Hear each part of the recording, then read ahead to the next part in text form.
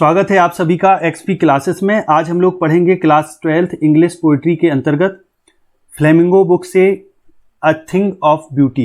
ये आपका चैप्टर 4 है। जॉन कीट्स की ये बहुत ही बेहतरीन पोएम है और ये पोएम ली गई है एंडेमियन अ पोएटिक रोमांस से। ये ग्रीक लीजेंड पर बेस्ड पोएम है जिसमें एक एंडेमियन नाम का एक सेफर्ड होता है, यानी गड़रिया होता है, जो एक कवि भी है, जो माउंट लेटमोस में रहता है और इसको एक दृश्य आता है, यानी स्वप्न आता है सिंथिया का। सिंथिया जो है द मून गॉडेस है, यानी चंद्रमा की देवी है। तो ये इससे बहुत ज्यादा मोहित हो जाता है, तो इसको ये खोजने निकलता है और भटकता है जंगलों में और समुद्र के अंदर भी, यानी समुद्र में भी खोजता है और जंगलों में भी खोजता है। तो बहुत ही अच्छी पोएम है, वीडियो को लास्ट तक देखिएगा। मैं चेतन प्रताप आप सभी का एक बार फिर से स्वागत करता हूं एक्सपी क्लासेस में। चलिए शुरू करते हैं पोएम को। पोएट कहते हैं a thing of beauty is a joy for ever, कि एक कोई भी सुंदर वस्तु, a thing of beauty is a joy for ever, कि कोई भी सुंदर वस्तु हमेशा के लिए आनंद की वस्तु होती है, यानी हमेशा वो आनंद प्रदान करती है। For ever, a joy for ever, यानी हमेशा आनंद देती है। इट्स लवलीनेस इंक्रीजेस, और इसका जो प्यारापन है, इसकी जो सुंदरता है, वो हमेशा बढ़ती है, घटती कभी नहीं। It will never pass into nothingness, और ये कभी भी, पास इनटू माने होता परिवर्तित होना, ये कभी भी नथिंगनेस यानी तुच्छता या शून्य, ये कभी भी इसकी सुंदरता घटती नहीं, कभी भी ये तुच्छ नहीं होती, यानी तुच्छता में परिवर्तित कभी नहीं होती, हमेशा इसकी लवलीनेस, इसका प्यारापन बढ़ता ही रहता है। But will keep, it will never pass into nothingness but will keep, लेकिन ये हमेशा रखती है, यानी प्रदान करती है क्या? अ बोअर क्वाइट फॉर अस, एक शांत कुंज। बोअर का मतलब होता है कुंज, यानी शांत स्थान। ये हमेशा शांत स्थान हमें प्राप्त कराती रहेगी, यानी हमें उपलब्ध कराती रहती है, हमेशा ये हमें प्राप्त कराएगी। यानी कोई भी सुंदर वस्तु है वो हमेशा आनंद देती है, उसका प्यारापन, उसकी सुंदरता कभी नहीं घटती और कभी भी वो नथिंगनेस में परिवर्तित नहीं होगी, बल्कि हमें हमेशा क्या करेगी?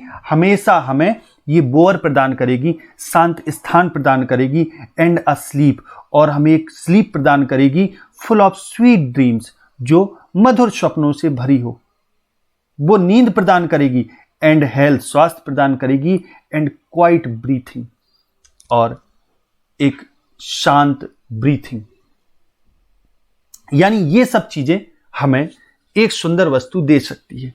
यानी सीधी सी बात है, कोई भी चीज है जो सुंदर है तो आनंद तो देगी ही देगी, और हमारे लिए तो उसकी सुंदरता हमेशा बढ़ती रहेगी। और यानी कोई भी सुंदर चीजें हैं, कोई भी सुंदर वस्तु है, वो कभी भी तुच्छता ग्रहण नहीं करती, वो श्रेष्ठ ही बनी रहती है। अब आगे कवि क्या कहते हैं? देयरफॉर, इसलिए, ऑन एवरी मॉरो, इसलिए प्रत्येक आने वाले कल के लिए। देयरफॉर, इसलिए, ऑन एवरी मॉरो, प्रत्येक आने वाले कल के लिए। Are we breathing, are we breathing नहीं, रेथिंग। रेथिंग माने होता है बुनना या बनाना, गूंथना, माला गूंथना। Are we wreathing a flowery band, कि हम एक फूलों का बेंड बना रहे हैं प्रत्येक आने वाले कल के लिए। किसी सुंदरता से प्रभावित होकर हम प्रत्येक आने वाले कल के लिए एक रेथिंग, क्या कर रहे हैं हम? रेथिंग कर रहे हैं, अ फ्लावरी बेंड, एक फूलों का बेंड बना रहे हैं। To bind us to the earth, ताकि हम धरती से बाइंड रहें, बंधे रहें, यानी अपने आप को पृथ्वी से बांधे रखने के लिए हम फूलों का एक बैंड माने बंधन बना रहे, यानी पुष्पमाला बना रहे। और ये जो पुष्पमाला है वो सुंदर चीजों से या यादों से बनी हुई है। माने हमारे लिए, हम प्रत्येक दिन अपने आनंद, यानी प्रत्येक आने वाले कल में हम यही सोचते हैं कि हमारा आने वाला समय अच्छा हो, आनंदमय हो, तो हम नए नए सपने बुनते हैं। उसी टाइप से ये वही बात की गई है। यहाँ आगे देखें।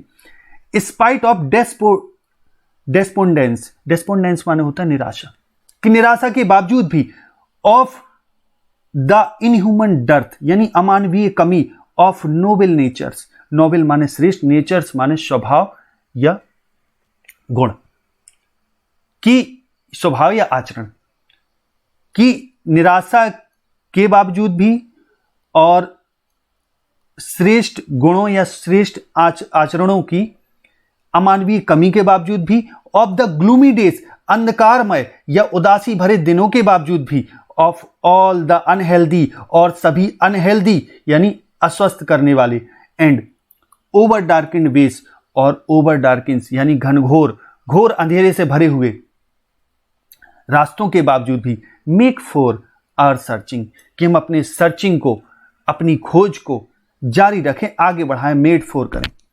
मेक फॉर माने होता है आगे बढ़ाना, आगे ले जाना। यस, हाँ। अब कभी यहां कहते हैं कि हम भले कितनी परेशानियों से घिरे हों, लेकिन फिर भी हम आने वाले कल में ऐसा करने की कोशिश करते हैं। यदि हमारे मार्ग में कठिनाइयां भी हों या हमारे दिन उदासी से भरे हों, अनहेल्दी हों, और हमारा मार्ग भी अंधेरे से भरा हुआ हो, तो भी हम अपने मार्ग को खोजते रहें, सर्च करते रहते हैं, सर्च करना जारी रखते हैं। इन स्पाइट ऑफ ऑल, इन सब के बावजूद भी, some shape of beauty moves away the pall from our dark spirits. Our dark spirit, dark माने होता है अंधकारमय, स्पिरिट्स माने होता आत्माएं, कि अब कुछ सम शेप ऑफ ब्यूटी यानी कोई शेप ऑफ ब्यूटी, कोई सुंदरता की वस्तु। अब शेप माने आकार, यानी कुछ सुंदर आकार की कोई वस्तु, मूव्स अवे हटा देती है, द पाल, पाल माने पर्दा, फ्रॉम आवर डार्क स्पिरिट्स, कि हमारी अंधकारमय आत्माओं में जो पर्दा पड़ा होता है, जो वहम होता है, उस वहम को ये हटा देती हैं। यानी कोई भी सुंदर वस्तु, सच द सन, जिस प्रकार द सन जैसे सूर्य अंधकार को गायब कर देता है, द मून चंद्रमा जैसे गायब कर देता है अंधकार को, वैसे ही ट्रीज सच द सन, जैसे कि सूर्य, the moon, such the sun, such the moon, the old trees, पुराने पेड़, एंड यंग, पुराने पेड़ और नए पेड़, स्प्राउटिंग उत्पन्न कर रहे हैं, अ सैडी बून, सैडी बून माने छायादार वरदान, किसके लिए? फॉर सिंपल शीप, कि ये चीजें कि जो सुंदर वस्तुएं होती हैं, कोई भी सुंदर आकार की वस्तु हमारी आत्माओं से अंधकार का जो पर्दा होता है वो हटा देती हैं। जिस प्रकार सूर्य, चंद्रमा, पुराने पेड़, नए पेड़ साधारण सी भेड़ के लिए भी एक छायादार वरदान यानी सैडी बून प्रदान कर रहे हैं।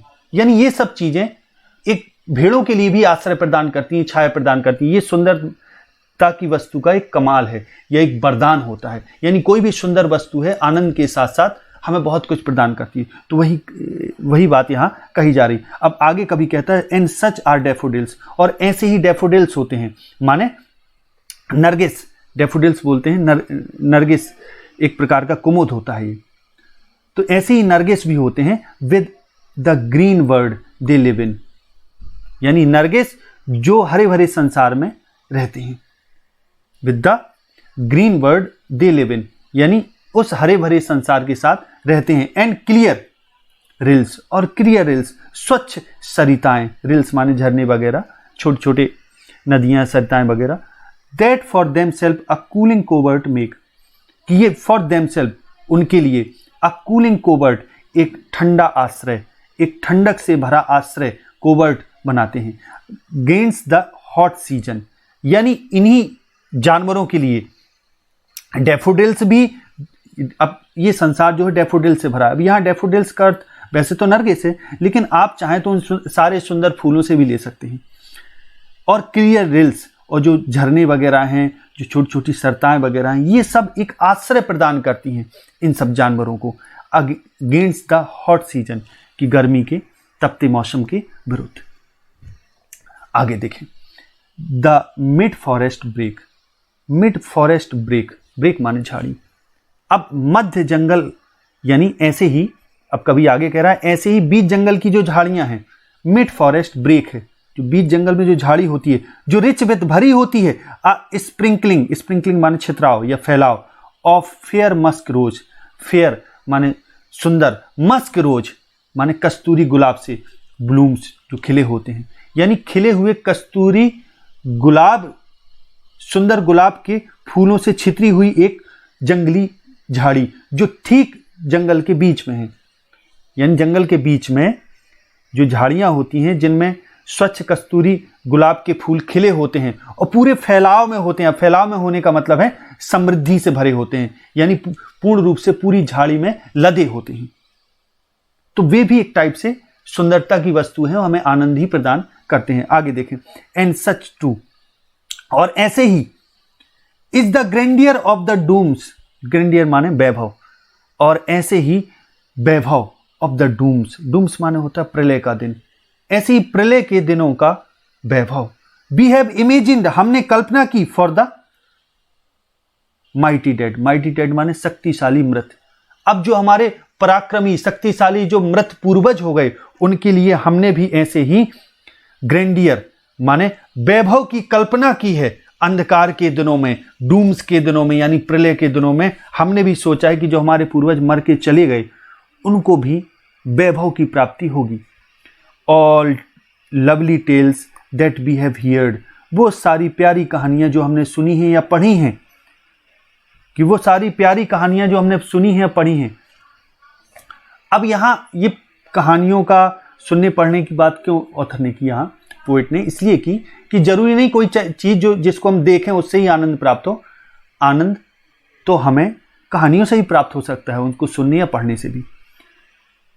An endless fountain of immortal drink, an endless fountain, एक अनंत फव्वारा कि जो कभी खत्म नहीं होता, ऑफ इमोर्टल ड्रिंक, इमोर्टल माने अमर, ड्रिंक माने पेय यानी अमृत, एक अमर पेय यानी अमृत, एक अमृत का अमर अनंत फव्वारा, endless fountain, pouring unto us from heaven's brink, brink माने किनारा, कि हेवन ब्रिंक यानी स्वर्ग के किनारे से लगातार गिर रहा है हमारे ऊपर। क्या गिर रहा है?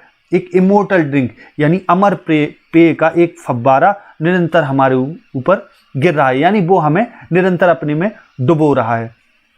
An endless fountain of immortal drink pouring unto us, unto माने ऊपर, us from the heavens drink, कि अमर पेय का यानी अमृत का एक अनंत फव्वारा स्वर्ग के किनारे पर से हमें डुबोता रहता है, यानी हमारे ऊपर वो गिरता रहता है। अब इस टाइप से ये पोयम यही पूरी होती है। आशा है ये वीडियो आपको पूरी समझ में आ गई होगी। यदि समझ में आई है तो वीडियो को लाइक और शेयर करना ना भूलें। आगे अगले वीडियो में मिलते हैं, तब तक के लिए नमस्कार। जय हिंद, जय भारत, वंदे मातरम।